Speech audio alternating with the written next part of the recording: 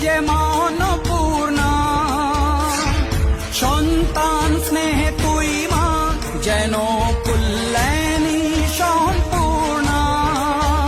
তোর কথা যেন মন্ত্রচারণ, বজ্র সম কঠিন অনুশাসন, ধৈর্যের সর্বংসহা পৃথিবী, ধর্ম ও ন্যায়ের প্রতিচ্ছবি।